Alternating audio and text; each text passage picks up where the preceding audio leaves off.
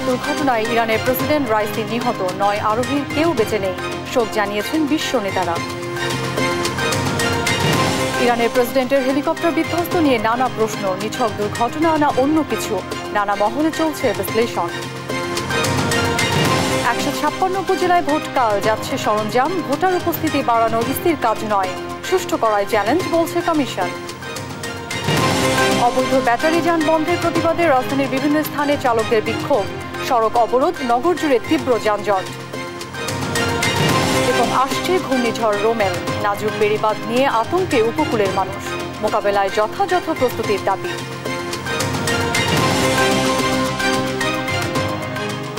দেখছিলেন শিরোনাম সংবাদ দুপুরে, সঙ্গে আছি অরিন ইশরাত। এবার বিস্তারিত। শুরুতে আন্তর্জাতিক প্রসঙ্গ। হেলিকপ্টার বিধ্বস্তে নিহত হয়েছেন ইরানের প্রেসিডেন্ট ইব্রাহিম রাইসি ও দেশটির পররাষ্ট্রমন্ত্রী সহ সব আরোহী। বিবৃতিতে এ তথ্য নিশ্চিত করেছেন ভাইস প্রেসিডেন্ট মোহসেন মনসুরি। এ ঘটনায় শোক নেমে এসেছে দেশ জুড়ে। সোমবার সকালে পূর্ব আজারবাইজান প্রদেশের দুর্গম পার্বত্য এলাকায় হেলিকপ্টারের ধ্বংসাবশেষ খুঁজে পায় উদ্ধারকারী দল। আরও জানাচ্ছেন লুৎফর কবির। ইরানের পূর্ব আজারবাইজান প্রদেশে হেলিকপ্টার বিধ্বস্তের ঘটনায় প্রেসিডেন্ট রাইসি সহ 9 আরোহীর সন্ধানে সোমবার সর্বশক্তি দিয়ে অভিযানে নামে উদ্ধারকারী দল। বিধ্বস্ত হেলিকপ্টারের সন্ধান মেলে সেখানকার দুর্গম এলাকায়। রেড ক্রিসেন্টের ধারণকৃত ছবিতে দেখা গেছে পুড়ে ছাই হয়ে গেছে হেলিকপ্টারটি। সব প্রচেষ্টাই যেন বৃথা, কাউকেই ঘটনাস্থল থেকে জীবিত পাওয়া যায়নি। পরে ইরানের ভাইস প্রেসিডেন্ট এক বিবৃতিতে নিশ্চিত করেছেন প্রেসিডেন্ট ইব্রাহিম রাইসি, পররাষ্ট্রমন্ত্রী আমির আবদুল্লাহিয়ান সহ সব আরোহী নিহত হয়েছেন এই মর্মান্তিক দুর্ঘটনায়। এ ঘটনায় শোক নেমে এসেছে দেশ জুড়ে। শোক জানিয়েছেন ভারতীয় প্রধানমন্ত্রী নরেন্দ্র মোদী, রাশিয়ার প্রেসিডেন্ট পুতিন সহ আরও অনেক দেশের নেতারা। ইরানের প্রেসিডেন্ট ইব্রাহিম রাইসি দেশটির জনগণের জন্য দায়িত্ব পালন করার সময় দুর্ঘটনার শিকার হন উল্লেখ করে একে শহীদি মৃত্যু বলছে তেহরান। রোববার ইরানের পূর্ব আজারবাইজান প্রদেশের জোলফা এলাকার কাছে দুর্ঘটনাটি ঘটে। সেখানে একটি বাঁধ উদ্বোধন করতে যান প্রেসিডেন্ট রাইসি সহ আরও কয়েকজন শীর্ষ পর্যায়ের কর্মকর্তা। সেখান থেকে হেলিকপ্টার নিয়ে তাবরিজে ফেরার পথে জোলফা এলাকার কাছে প্রেসিডেন্টকে বহনকারী হেলিকপ্টারটি বিধ্বস্ত হয়। লুৎফর কবির, নিউজ ডেস্ক, দেশ টিভি। এবার অন্যান্য প্রসঙ্গ। উপজেলা নির্বাচনের দ্বিতীয় ধাপের ভোট গ্রহণ আগামীকাল। এজন্য সকাল থেকে 156টি উপজেলায় চলছে নির্বাচনী সরঞ্জাম বিতরণ। আইন শৃঙ্খলা বাহিনীর কড়া নিরাপত্তায় কেন্দ্রে কেন্দ্রে পৌঁছানো হয় এসব সরঞ্জাম। সহকর্মীদের পাঠানো তথ্যচিত্রে টুম্পা আফরোজের রিপোর্ট। মঙ্গলবার সকাল 8টা থেকে শুরু হবে উপজেলা পরিষদ নির্বাচনের দ্বিতীয় ধাপের ভোট গ্রহণ। এ লক্ষ্যে সোমবার সকাল থেকেই শুরু হয় সরঞ্জাম কেন্দ্রে কেন্দ্রে পাঠানোর কার্যক্রম।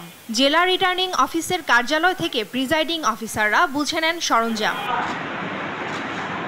সোমবার সকালে রংপুরের 2টি উপজেলায় ভোট কেন্দ্রে পাঠানো হয় ব্যালট পেপার সহ নির্বাচনী সরঞ্জাম। অবাধ, সুষ্ঠু এবং গ্রহণযোগ্য নির্বাচন করতে সব প্রস্তুতি নেয়ার কথা জানায় পুলিশ। পুরো মিঠাপুকুর এবং পীরগঞ্জ 2টা উপজেলাতেই আমরা এইভাবে আমাদের বিভিন্ন টহল পার্টি, আপনারা জানেন আমাদের মোবাইল পার্টি, স্ট্রাইকিং টিম প্রত্যেকটা কেন্দ্রের গুরুত্ব অনুযায়ী ফোর্স ডিপ্লয়মেন্ট করেছি। দ্বিতীয় ধাপে মঙ্গলবার ভোট হবে ময়মনসিংহের মুক্তাগাছা, সদর ও গৌরীপুরে। এজন্য নগরীর জিমনেশিয়াম থেকে নির্বাচনী মালামাল বুঝে নেন প্রিজাইডিং কর্মকর্তারা। এখানে 3 উপজেলায় ভোট হবে 316টি কেন্দ্রে। 103টা কেন্দ্রে মালামাল বিতরণ পর্যায়ক্রমে শুরু করছি। আমাদের প্রিজাইডিং অফিসারবৃন্দ আমাদের মালামালের যে বিষয়গুলো বুঝে নিচ্ছে, কিন্তু ব্যালট পেপারটা আমরা আজকে এখন দিচ্ছি না। ব্যালট পেপারটা আমরা আজকে রাতের 3টা-4টা থেকে আমরা দেওয়া শুরু করব। দুপুরে লক্ষ্মীপুরে শুরু হয় নির্বাচনী সরঞ্জাম বিতরণ। পরে কেন্দ্রে কেন্দ্রে পুলিশি নিরাপত্তায় এসব সামগ্রী পৌঁছে দেওয়া হয়। এখানে 2 উপজেলায় 22 জন ম্যাজিস্ট্রেট দায়িত্ব পালন করবেন। মাঠে থাকবে পুলিশের 50টি মোবাইল টিম। আমরা প্রিজাইডিং অফিসারদের সাথে কথা বলেছি, তারা যেন সকল বিষয়ে সতর্ক এবং সচেতন থাকে। তাছাড়াও নির্বাচনী বিধিমালার যে অপরাধ এবং দণ্ডের ধারাসমূহ আছে তাদের সাধারণকে থাকতে আমরা এই ধারাসমূহ প্রিন্ট আউট করে প্রোভাইড করেছি। তারা যেন বুঝতে পারেন যে কোন কোন বিষয়সমূহ নির্বাচনী বিধিমালার যে অপরাধ হিসেবে গণ্য হবে এবং তারা সে অনুযায়ী নাম্বার দেওয়া হয়েছে। এদিন দুপুরে নড়াইল জেলার শিল্পকলা একাডেমি চত্বরে সদরের ১০০টি কেন্দ্রের নির্বাচনী সামগ্রী বিতরণ করা হয়। এ সময় অতিরিক্ত জেলা প্রশাসক ও রিটার্নিং অফিসার, সহকারী রিটার্নিং কর্মকর্তারা উপস্থিত ছিলেন। এছাড়া ব্রাহ্মণবাড়িয়া, কুমিল্লা, পটুয়াখালী, জামালপুর, খুলনা সহ ১৫৬টি উপজেলায় বিতরণ করা হয় ভোটের সামগ্রী। এর মধ্যে ২৪টি উপজেলার কেন্দ্রে পাঠানো হয় EVM. Tumpa Afroz, news desk, দেশ টিভি। নির্বাচনী সরঞ্জাম বিতরণের খবর জানাতে সরাসরি যুক্ত হচ্ছেন ময়মনসিংহ থেকে সহকর্মী ইলিয়াস আহমেদ এবং রংপুর থেকে রফিকুল ইসলাম। প্রথমে যাচ্ছে ময়মনসিংহে। ইলিয়াস, সরঞ্জাম বিতরণের সবশেষ খবরাখবর আমাদেরকে জানাবেন।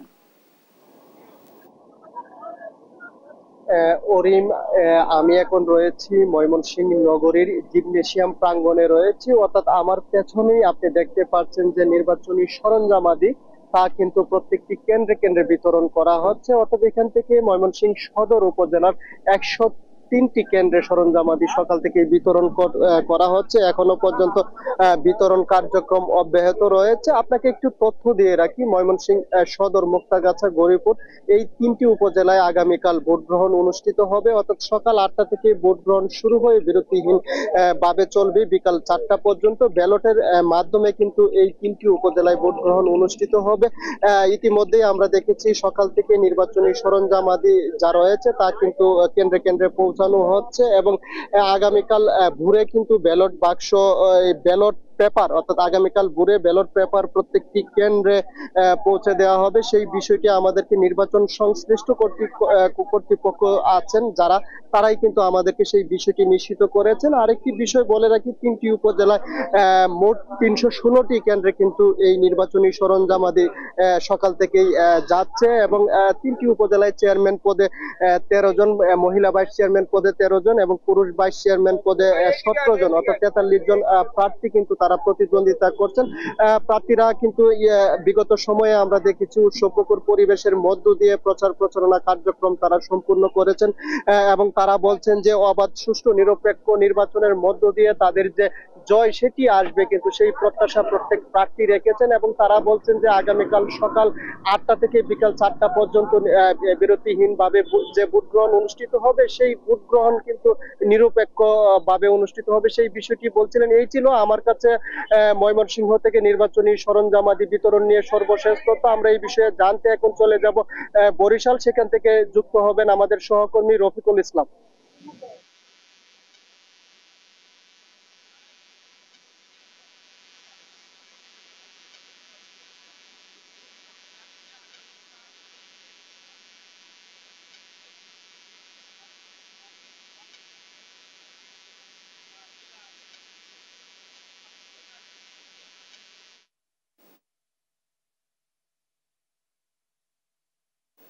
আপনাদের দুইজনকেই ধন্যবাদ। দর্শক, নির্বাচনী সরঞ্জাম বিতরণের খবর জানাচ্ছিলেন আমাদের সহকর্মীরা। আবারও ইরান প্রসঙ্গ। আগেই জানিয়েছি, হেলিকপ্টার দুর্ঘটনায় ইরানের প্রেসিডেন্ট ইব্রাহিম রাইসির মৃত্যুর ঘটনা নিয়ে আলোচনার জন্য আমাদের সঙ্গে এই মুহূর্তে যুক্ত হচ্ছেন রেডিও তেহরানের এডিটর সিরাজুল ইসলাম। জনাব সিরাজুল ইসলাম, আপনাকে স্বাগত জানাই। সিরাজুল ইসলাম, আপনি জানাবেন আসলে হেলিকপ্টার দুর্ঘটনা নিয়ে আপনার হাতে এই মুহূর্তে কি কি তথ্য আছে এবং এটি কি আসলে একটি নিছক দুর্ঘটনা নাকি অন্য কিছু? ধন্যবাদ আপনাকে, ধন্যবাদ দেশ টেলিভিশনের দর্শক শ্রোতাকে। সর্বশেষ যে খবর সেটা ওই পর্যন্তই যে মৃত্যুর ঘটনা আনুষ্ঠানিকভাবে ইরান সরকারের পক্ষ থেকে ঘোষণা করা হয়েছে। দীর্ঘ ১৫ ঘন্টা চেষ্টার পরে দুর্ঘটনাস্থলে উদ্ধারকারী দল পৌঁছায় এবং এখনো লাশ তেহরানে আনা হয়নি, আমরা যতদূর খবর পাচ্ছি। আর লাশ তো পুড়ে গেছে, হেলিকপ্টার পুড়ে গেছে, যে সে কারণে লাশ পুড়ে গেছে, শনাক্ত করাটাই কঠিন হয়ে যাবে এরকম খবর পাওয়া যাচ্ছে।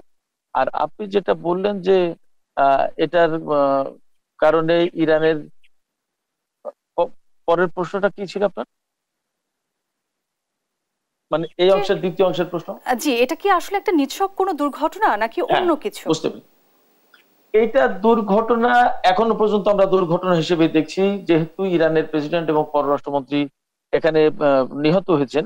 ইরানের পক্ষ থেকে এখনো দুর্ঘটনা হিসেবে দেখা হচ্ছে দুর্যোগপূর্ণ আবহাওয়ার কারণে হেলিকপ্টার বিধ্বস্ত হয়েছে এবং দুর্গম অঞ্চলে, পাহাড়ি অঞ্চলে এখনো পর্যন্ত এভাবেই দেখা হচ্ছে। কিন্তু যেহেতু একটা বিশেষ সংবেদনশীল স্পর্শকাতর সময়ে মধ্যপ্রাচ্যের একটা সংঘাতপূর্ণ অবস্থার ভেতরে এই ঘটনাটা ঘটলো, এবং মধ্যপ্রাচ্যের সংঘাতের যেহেতু ইরান একেবারে ফ্রন্ট লাইনে রয়েছে, সেই কারণে ইরানের প্রেসিডেন্ট এবং পররাষ্ট্রমন্ত্রী অ্যাট এ টাইম শহীদ হয়ে মারা গেছেন, এটা অনেক প্রশ্নের জন্ম দিয়েছে। এবং আরেকটা কারণে এই প্রশ্নটা বড় হয়ে দেখা দিচ্ছে যে পূর্ব আজারবাইজান, কিন্তু আজারবাইজান নামে যে রাষ্ট্রটা সেই রাষ্ট্রের পাশেই ইরানের যে অংশটা সেইটা হচ্ছে পূর্ব আজারবাইজান। তো সেখানে নিহত হওয়ার ঘটনাটার একটা বিশেষ ইঙ্গিতবাহী অনেকের কাছে, কারণ আজারবাইজানের সাথে ইরানের দীর্ঘদিন ধরে খুব একটা ভালো সম্পর্ক যাচ্ছিল না। এবং আপনারা জানেন, আমরা সবাই জানি যে ইরানের সাথে ইসরায়েলের যেমন ভীষণ রকমের একটা দায়কুমড়ো সম্পর্ক, ঠিক আজারবাইজানের সাথে ইসরায়েলের তেমনই একটা মিত্রতা, বন্ধুত্বের সম্পর্ক। অর্থাৎ আজারবাইজান একটা ইসরায়েলের বিশেষ একটা কেন্দ্র বলতে পারেন, অনেকটা ঘাঁটি বলতে পারেন। সেই দেশের সীমান্তে এই ঘটনাটা ঘটেছে, এবং এমন সময় ঘটনাটা ঘটেছে যখন মধ্যপ্রাচ্যে খুব একটা ক্রিটিক্যাল মোমেন্ট চলছে, এবং কিছুদিন আগে ইরানের সাথে ইসরায়েলের একটা ছোটখাটো সামরিক সংঘাত হয়েও গেছে। এইরকম একটা প্রেক্ষাপটে নানা রকমের গুজবের ডালপালা বা সন্দেহের অবকাশ তৈরি হচ্ছে। কিন্তু যেহেতু ইরানের পক্ষ থেকে এখনো বিষয়টা দুর্ঘটনা হিসেবে দেখা হচ্ছে, বলা হচ্ছে, সে কারণে এটাকে আমরা আপাতত দুর্ঘটনা হিসেবেই দেখতে চাই। ইরান যদি ভিন্ন কোনো ইঙ্গিত পায় তাহলে পরবর্তী পরিস্থিতি কি হয় সেটা দেখা যাবে। জনাব সিরাজুল ইসলাম, আপনাকে ধন্যবাদ আমাদের সাথে যুক্ত হবার জন্য। শেষ পর্যন্ত আশঙ্কায় সত্যি হলো, ভয়াবহ এক হেলিকপ্টার দুর্ঘটনায় প্রাণ গেল ইরানের প্রেসিডেন্ট ইব্রাহিম রাইসি এবং পররাষ্ট্রমন্ত্রীর। আর এর মধ্য দিয়ে ইতিহাসের অন্যতম এক ট্র্যাজেডির সাক্ষী হলো ইরান। তবে এটি কি কেবলই নিছক একটি দুর্ঘটনা নাকি নাশকতা, তা নিয়েও প্রশ্ন দেখা দিয়েছে নানা মহলে। দুর্ঘটনায় যুক্তরাষ্ট্র কিংবা পশ্চিমাদের হাত থাকতে পারে বলেও মনে করছেন অনেকে। অন্যয় কর্মকারের রিপোর্ট। দুর্গম পাহাড়, এর মধ্যেই পড়ে আছে বিধ্বস্ত হেলিকপ্টারের ধ্বংসাবশেষ। রোববার স্থানীয় সময় সন্ধ্যার দিকে দুর্ঘটনাটি ঘটলেও এতে থাকা ইরানের প্রেসিডেন্ট ও পররাষ্ট্রমন্ত্রী সহ বাকি আরোহীর ভাগ্যে কি ঘটেছে তা নিয়ে ছিল ধোঁয়াশা। অবশেষে সোমবার সকালে নিশ্চিত হয়ে যায় হেলিকপ্টার দুর্ঘটনায় মারা গেছেন ইরানের প্রেসিডেন্ট ইব্রাহিম রাইসি ও পররাষ্ট্রমন্ত্রী আমির আবদুল্লাহিয়ান সহ সব আরোহী। আর এর মধ্য দিয়ে ইতিহাসের অন্যতম এক ট্র্যাজেডির সাক্ষী হয় ইরান। মূলত খারাপ আবহাওয়া ও কুয়াশার কারণে হেলিকপ্টারটি দুর্ঘটনার কবলে পড়লেও এটি কেবলই নিছক একটি দুর্ঘটনা নাকি নাশকতা, তা নিয়ে প্রশ্ন দেখা দিয়েছে নানা মহলে। এমনকি হেলিকপ্টার দুর্ঘটনায় যুক্তরাষ্ট্র কিংবা পশ্চিমাদের হাত থাকতে পারে বলেও মনে করছেন অনেকে। দুর্ঘটনার কারণ নিয়ে বিভিন্ন মহলে এমন প্রশ্নের পেছনেও রয়েছে বেশ কিছু যুক্তি। আর এতে যে বিষয়টি ঘুরে ফিরে সবচেয়ে বেশি আলোচনায় তা হলো দুর্ঘটনা কবলিত হেলিকপ্টারটি ছিল যুক্তরাষ্ট্রের তৈরি। বিবিসির এক প্রতিবেদনে বলা হয়, ইরানে বিধ্বস্ত হওয়া হেলিকপ্টারটি ছিল যুক্তরাষ্ট্রের তৈরি বেল 212 মডেলের। তবে 1979 সালে ইসলামী বিপ্লবের পর ইরানের কাছে এই মডেলের আর কোনো হেলিকপ্টার বিক্রি করেনি যুক্তরাষ্ট্র। রোববার আজারবাইজান সীমান্তবর্তী এলাকায় একটি বাঁধ উদ্বোধন করতে যান ইব্রাহিম রাইসি। সেখানে আজারবাইজানের প্রেসিডেন্ট ইলহাম আলিয়েভও ছিলেন। সেখান থেকে 3টি হেলিকপ্টারের বহর নিয়ে পূর্ব আজারবাইজান প্রদেশের রাজধানী তাবরিজে ফিরছিলেন রাইসি ও তার সঙ্গে থাকা অন্য কর্মকর্তারা। এ সময় পূর্ব আজারবাইজানের জোলফা এলাকার কাছে রাইসিকে বহনকারী হেলিকপ্টারটি বিধ্বস্ত হলেও অন্য 2টি হেলিকপ্টার নিরাপদে গন্তব্যে পৌঁছায়। মূলত এ কারণেই দুর্ঘটনার পেছনে কোনো নাশকতা রয়েছে কিনা তা নিয়ে সন্দেহের ডালপালা মেলতে শুরু করেছে। 3টি হেলিকপ্টারের মধ্যে বাকি 2টি হেলিকপ্টার নিরাপদে গন্তব্যে পৌঁছালেও কেবল ইরানের প্রেসিডেন্ট ও পররাষ্ট্রমন্ত্রীকে বহনকারী হেলিকপ্টারটি দুর্ঘটনার শিকার হওয়ায় বিষয়টি সহজভাবে মেনে নিতে পারছেন না কেউই। সেই সঙ্গে হেলিকপ্টারটি যুক্তরাষ্ট্রের তৈরি অত্যন্ত পুরাতন একটি মডেলের হওয়ায় দুর্ঘটনায় ওয়াশিংটনের কোনো হাত রয়েছে কিনা তা নিয়েও প্রশ্ন তুলছেন অনেকে। যদিও ওয়াশিংটন বলছে হেলিকপ্টার দুর্ঘটনায় নাশকতার কোনো আলামত এখন পর্যন্ত পায়নি মার্কিন গোয়েন্দা বিভাগ।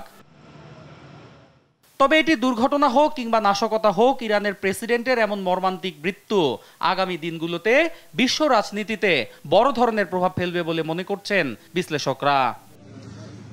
অন্যয় কর্মকার, নিউজ ডেস্ক, দেশ টিভি। দর্শক, আবার উপজেলা নির্বাচন প্রসঙ্গ।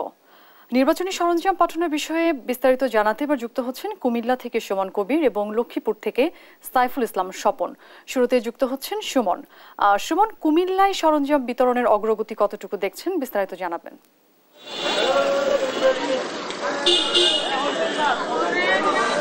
আসলে দেখেছি 2টা থেকে আসলে শুরু কথা রয়েছে সরঞ্জাম বিতরণ। তবে আমি একটু জানি রাখি, কুমিল্লা আসলে সদর দক্ষিণ উপজেলা এবং যেটা বড় উপজেলা অনুষ্ঠিত হচ্ছে আগামীকাল নির্বাচন সকাল 8টা থেকে বিকাল 4টার মধ্যে ব্যালট পেপারের মাধ্যমে। তবে একটু জানি কি এখন বড়ি আবহাওয়ার কারণে একটু দেরি হচ্ছে। তবে আমি আপনাকে জানি রাখি, এখন যদি একটু তথ্য দিতে চাই, তথ্য অনুযায়ী আসলে যারা যে আনসার কমান্ডার যে শাহিদুল ইসলামের সাথে একটু কথা বলবো। আসলে আপনার কতজন ফোর্স এবং আপনারা স্ট্রাইকিং ফোর্স কত হিসেবে থাকতেছে? আমরা বাংলাদেশ আনসার ও গ্রাম প্রতিরক্ষা বাহিনীর পক্ষ থেকে কুমিল্লা জেলার সদর দক্ষিণ উপজেলা এবং বরুড়া উপজেলায় প্রতিটি ভোট কেন্দ্রে সেটা বুথ অনুযায়ী 13 জন থেকে শুরু করে 16 জন করে, সদর দক্ষিণ উপজেলায় 761 জন আনসার ও বিডিপি সদস্য ভোট কেন্দ্রে এবং বরুড়া উপজেলায় 1929 জন, অর্থাৎ দুটি উপজেলায় মিলিয়ে আমরা 26 জন আনসার ও বিডিপি সদস্য ভোট কেন্দ্রে মোতায়েন করেছি। এছাড়া জেলা ম্যাজিস্ট্রেটের নির্দেশনা মোতাবেক ম্যাজিস্ট্রেটের সাথে ডিউটি পালন করার জন্য আমরা 7 সেকশনে 70 জন ব্যাটালিয়ন আনসারকে স্ট্রাইকিং ফোর্স হিসেবে মোতায়েন করেছি। এছাড়াও পুলিশের সাথে মোবাইল টিমে দায়িত্ব পালন করার জন্য সশস্ত্র আমরা 20 জন করে প্রতি উপজেলায়, অর্থাৎ দুটি উপজেলায় 40 জন অঙ্গীভূত আনসার মোতায়েন করেছি। একটা সুষ্ঠু শান্তিপূর্ণ নির্বাচন দেওয়ার জন্য বাংলাদেশ আনসার ও গ্রাম প্রতিরক্ষা বাহিনী বদ্ধপরিকর। এবং সেই বলছিলেন আসলে কুমিল্লা, আসলে আপনার জানেন এই ছিল কুমিল্লাতে সব। আমি চলে যাচ্ছি লক্ষ্মীপুর সাইফুল স্বপন। স্বপন, আপনি বিস্তারিত জানাবেন। সুমন, আপনি যেমনটি জানাচ্ছিলেন যে কুমিল্লা নির্বাচনী সরঞ্জাম বিতরণের খবর, আমরা এই মুহূর্তে আছি লক্ষ্মীপুরের রায়পুর উপজেলা। লক্ষ্মীপুরের দুটি উপজেলা নির্বাচন অনুষ্ঠিত হচ্ছে, রায়পুর ও রামগঞ্জ। তো আমরা এই যে রামগঞ্জ, এই মুহূর্তে রায়পুরে যে আমরা দেখাচ্ছি যে নির্বাচনী সরঞ্জাম বিতরণ হচ্ছে। এখানকার সরকারি রিটার্নিং অফিসার উপজেলা হলরুম থেকে প্রিজাইডিং অফিসারদের কাছে ব্যালট বাক্স সহ অন্যান্য সরঞ্জাম বিতরণ করছেন এবং আগামীকাল ভোরবেলায় এখান থেকে ব্যালট পেপার বিতরণ করা হবে। তো লক্ষ্মীপুরের যে রিটার্নিং কর্মকর্তা প্রিয়াঙ্কা তথ্য আমাদেরকে যেটি জানিয়েছেন যে লক্ষ্মীপুরের রায়পুর উপজেলার 6টি কেন্দ্রে গুরুত্বপূর্ণ 6টি কেন্দ্রে সিসি ক্যামেরা বসানো হয়েছে এবং রামগঞ্জ উপজেলায় 6টি উপজেলায় সিসি ক্যামেরা বসানো হয়েছে এবং জেলা প্রশাসন আমাদেরকে জানিয়েছেন নির্বাচন অবাধ ও সুষ্ঠুভাবে সম্পূর্ণ হবে। অরিন, এ ছিল লক্ষ্মীপুর থেকে নির্বাচন সরঞ্জাম বিতরণের সর্বশেষ খবর। আপনাদের দুজনকেই ধন্যবাদ। দর্শক, নির্বাচনী সরঞ্জাম পাঠানোর বিষয়ে বিস্তারিত জানাচ্ছিলেন আমাদের সহকর্মীরা। এদিকে নির্বাচন কমিশনার মোহাম্মদ আলমগীর জানিয়েছেন, কেন্দ্রে ভোটার নিয়ে আসা ইসির কাজ নয়। দুপুরে নির্বাচন ভবনে সাংবাদিকদের সঙ্গে আলাপকালে তিনি আরও বলেন, ভোট সুষ্ঠু করাই কমিশনের সামনে বড় চ্যালেঞ্জ। এ সময় প্রথম ধাপের মতো দ্বিতীয় ধাপের নির্বাচনও সুষ্ঠু ও শান্তিপূর্ণ হবে বলে আশা জানান তিনি। বাংলাদেশের নির্বাচনের ক্ষেত্রে কিছু সহিংসতা করতে পারে, যারা কিছু লোকই থাকে তারা নির্বাচনকে সুষ্ঠুভাবে যাতে না হতে পারে অথবা প্রভাব বিস্তার করে নির্বাচনে জেতার একটা অপকৌশল করার কিছু লোক থাকেই।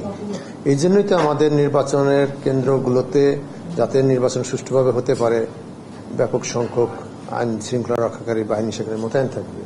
এছাড়া আমাদের যে স্ট্রাইকিং ফোর্স হিসেবে আইন শৃঙ্খলা রক্ষাকারী বাহিনীর সদস্যরা মোতায়েন। সংবাদ দুপুরে আরও থাকছে। ভারতে 18তম লোকসভা নির্বাচনে চলছে ৫ম দফার ভোট গ্রহণ। ভাগ্য পরীক্ষায় রাহুল গান্ধী, স্মৃতি ইরানি, রাজনাথ সিং। ব্যাটারি চালিত অটোরিকশা চলাচল বন্ধের প্রতিবাদে দ্বিতীয় দিনের মতো আন্দোলনে চালকরা। সকালে রাজধানীর প্রগতি সরণির বাড্ডা ও রামপুরা এলাকায় সড়ক অবরোধ করে বিক্ষোভ করেন তারা। এতে সড়কে যান চলাচল বন্ধ হয়ে যায়। তীব্র যানজটে ভোগান্তিতে পড়েন সাধারণ যাত্রীরা। পরিস্থিতি নিয়ন্ত্রণে অতিরিক্ত পুলিশ মোতায়েন করা হয়েছে। আরও জানাচ্ছেন মাহমুদ হাসান। রাজধানীতে ব্যাটারি চালিত অটোরিকশা চলাচল বন্ধের প্রতিবাদে প্রগতি সরণির রামপুরা ও বাড্ডা এলাকায় সড়ক অবরোধ করেন চালকরা। সোমবার সকাল থেকেই সড়ক বন্ধ করে দিয়ে বিক্ষোভ করেন তারা। আজকে 3 দিন ধরে আমরা গাড়ি বের করতে পারি না স্যার, ভিতর থেকে গাড়ি ধরে লয়ে যায় 1500-2000 টাকা দেন, আমাদেরও তো বউ বাচ্চা আছে, আমরা কি করে খামো? শুধু একটাই দাবি, আমাদের ফ্যামিলিতে 4জন 5জন খানেওয়ালা, আমরা এই রিক্সা চালাইয়া লেখাপড়ার খরচ চালাইতেছি, এই রিক্সা চালায় মা বাবাকে খাওয়াইতেছি, এই রিক্সা চালাইয়া আমাদের ওয়াইফকে লেখাপড়া করাইতেছি, এই রিক্সা চালাইয়া আমরা একটা কিস্তির টাকা দিয়ে 50,000 টাকা দিয়ে একটা রিক্সা কিনছি, এই রিক্সা আমাদেরকে ধরে নিয়ে চলে গেছে এরা ট্রাকে নিয়ে, এই রিক্সা আমাদেরকে দিচ্ছে না। 4 দিন ধরে আমি রিক্সা চালাতে পারি না, 4 দিন ধরে আমি কিস্তি দিতে পারি না, তাও খাইতে পারি না, পেটে ভাত নাই, আমরা কি করে চলবো?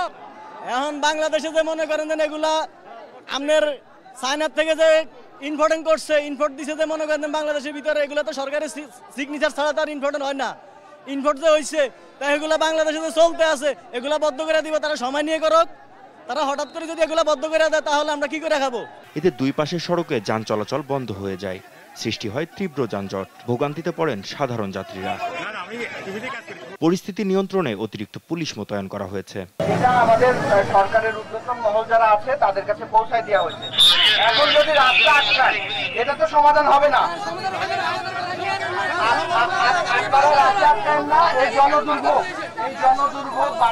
এর আগে রোববার সকাল থেকে রাজধানীর মিরপুর 1, মিরপুর 10 ও আগারগাঁও এলাকার একাধিক স্থানে সড়ক অবরোধ করেন চালকরা। পরে দুপুর থেকে রাজধানীর কালশী এলাকায় তাণ্ডব চালায় তারা। মাহমুদ হাসান, দেশ টিভি, ঢাকা। অটোরিকশার লাইসেন্সদাতা এবং মোটর ও ব্যাটারি আমদানিকারক আওয়ামী লীগের লোক, তারাই অটোরিকশা রাস্তায় নামাতে সহযোগিতা করেছে বলে মন্তব্য করেছেন বিএনপি সিনিয়র যুগ্ম মহাসচিব রুহুল কবির রিজভী। সকালে জাতীয় প্রেসক্লাবে শ্রমিক দল আয়োজিত মানববন্ধনে এই মন্তব্য করেন তিনি। বলেন, অটোরিকশা বন্ধের মধ্য দিয়ে গরিবদের আহার কেড়ে নেওয়া হয়েছে। সরকার সম্পূর্ণ অনৈতিকভাবে গরিবদের ওপর জুলুম চালাচ্ছে। সরকারের অন্যায় সিদ্ধান্তে অটোরিকশা চালকরা চরম ভোগান্তিতে পড়বেন বলেও জানান রিজভী আহমেদ।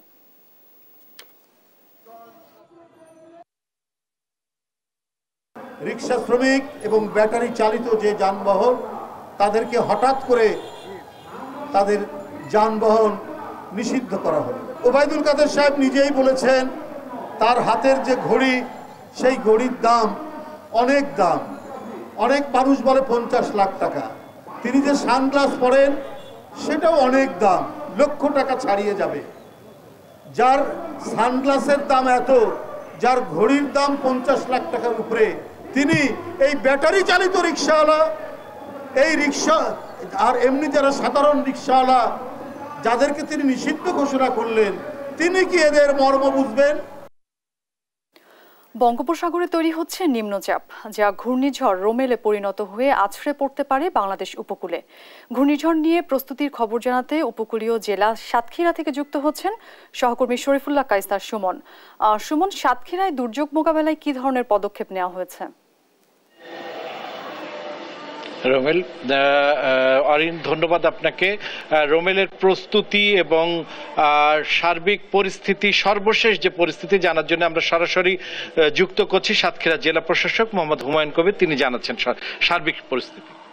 ধন্যবাদ। ঘূর্ণিঝড় এখনো ফর্ম করেনি। আমরা আবহাওয়া বিভাগ থেকে যেটা পূর্বাভাস পেয়েছি যে 22 তারিখে একটা লঘুচাপ সৃষ্টি হতে পারে সমুদ্রে। সেই লঘুচাপ যদি পরবর্তীতে ঘূর্ণিঝড়ের রূপ নেয় তাহলে তার নাম হবে রোমেল বা রিমেল। তো আমরা এই সম্ভাব্য ঘূর্ণিঝড় বা এর থেকে ক্ষয়ক্ষতি থেকে মোকাবেলার জন্য যা যা প্রস্তুতি নেওয়া দরকার আমরা সেরকম প্রস্তুতি নিচ্ছি। এমনিতেই এই মৌসুমে আমাদের একটা সাধারণ প্রস্তুতি থাকেই, তারপরও এইটাকে, এই আশঙ্কাকে সামনে নিয়ে আমরা আমাদের সকল ধরনের প্রস্তুতি নিচ্ছি। আশ্রয় কেন্দ্রগুলো প্রস্তুত রাখা, বাঁধগুলো যেন ওভারফ্লো হয়ে পানি প্রবেশ করতে না পারে, শুকনো খাবার রেডি রাখা, আমাদের সকল বিভাগের কর্মকর্তা কর্মচারীরা যেন কর্মস্থলে থাকে, এই বিষয়গুলো আমরা নিশ্চিত করছি।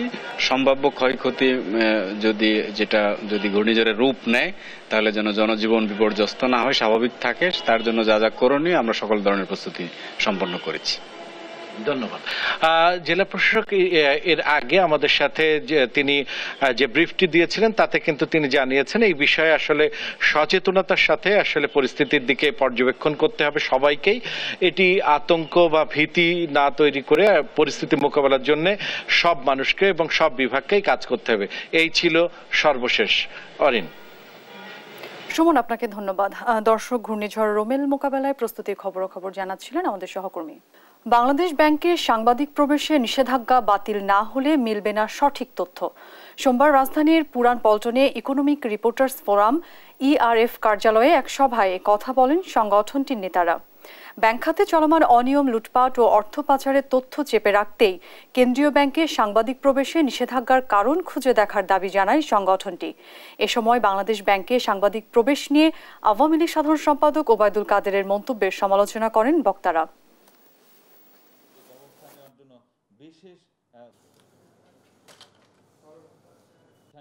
অনানুষ্ঠানিক বক্তব্যে তা উঠে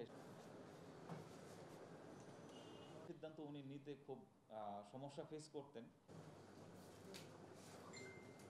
বর্তমান গভর্নর কার স্বার্থে কেবল গণমাধ্যমের কাছে তথ্য আড়াল করার চেষ্টা করছেন তা নিয়ে প্রশ্ন উঠেছে। কোনো ভুল নীতির কারণে অর্থনীতিতে আরও বড় চাপ তৈরি হলে তার দায়ভার আমাদের সবার উপরে পড়বে। এরকম অবস্থায় আমাদের একমাত্র প্রত্যাশা আগের মতোই অবাধ তথ্য প্রবাহ নিশ্চিত হোক। এই জন্য কেন্দ্রীয় ব্যাংকে সাংবাদিক প্রবেশে নিষেধাজ্ঞা তুলে দেওয়ার জোর দাবি জানাচ্ছি। রাজনৈতিক দলের সাধারণ সম্পাদক, ওনার কাছ থেকে আমরা দায়িত্বশীল বক্তব্য আশা করি, কিন্তু ওনার বক্তব্য আমরা টেলিভিশনে বা সংবাদপত্রে যেটুকু দেখেছি যে উনি বিষয়টা নিয়ে পুরোপুরি ওয়াকিবহাল না। ডাকাতির জন্য জিম্মি করা হয় পরিবারকে, কিন্তু কিছু না পেয়ে 17 বছরের এক তরুণীকে তুলে নিয়ে ধর্ষণ করে ডাকাত দল। সংঘবদ্ধ চক্রটি প্রায় 2 বছর ধরে নারায়ণগঞ্জে ডাকাতি করে আসছিল। এ চক্রে 4 জনকে গ্রেফতার করেছে র্যাব। দুপুরে র্যাব মিডিয়া সেন্টারে এক ব্রিফিংয়ে এসব কথা জানানো হয়। ঋষাদ অর্ণবের প্রতিবেদন। গেল বৃহস্পতিবার ভোরে নারায়ণগঞ্জের 2500-এ ডাকাতি ও ধর্ষণের ঘটনা ঘটে। রাত 2:30টার দিকে ধারালো অস্ত্রের মুখে ওই পরিবারের সবাইকে হাত পা বেঁধে জিম্মি করে ফেলে অভিযুক্তরা। পরে মূল্যবান কিছু না পেয়ে ওই পরিবারের 17 বছরের এক তরুণীকে তুলে নিয়ে সংঘবদ্ধভাবে ধর্ষণ করে ডাকাত দল। অবশেষে ধরা পড়ে র্যাবের জালে। ব্রিফিংয়ে র্যাব মুখপাত্র জানান, প্রায় 2 বছর ধরে নারায়ণগঞ্জের বিভিন্ন স্থানে 10-12 জনের সংঘবদ্ধ দলটি ডাকাতি করে আসছিল। দলটির প্রধান আব্দুল্লাহ রিকশা চালক ছিলেন। নারায়ণগঞ্জ এবং এর আশেপাশের এলাকায় 10-12 জনের একটি দলবদ্ধ ডাকাত চক্র গড়ে তুলে গত 1 বছর বা তার বেশি সময় ধরে বিভিন্ন ডাকাতি ছিনতাই কাজে সে লিপ্ত ছিল। ধর্ষণের ঘটনায় অভিযুক্ত আরো 2 আসামিকে গ্রেফতারের জন্য অভিযান অব্যাহত আছে বলেও জানান তিনি। অভিযুক্তদের বিরুদ্ধে আইনি ব্যবস্থা নেওয়া হবে। মামলায় আরো যে অজ্ঞাত 2জন আসামি আছে, সেই আসামিদের গ্রেফতারে আমরা তৎপর আছি এবং আমরা খুব শীঘ্রই তাদেরকে গ্রেফতার করব। ডাকাত দলের কাছ থেকে একটি 1 শুটার গান, দেশীয় ধারালো অস্ত্র, ডাকাতিতে ব্যবহৃত সিএনজি অটোরিকশা ও মোবাইল ফোন উদ্ধার করা হয়। ঋষাদ অর্ণব, দেশ টিভি, ঢাকা।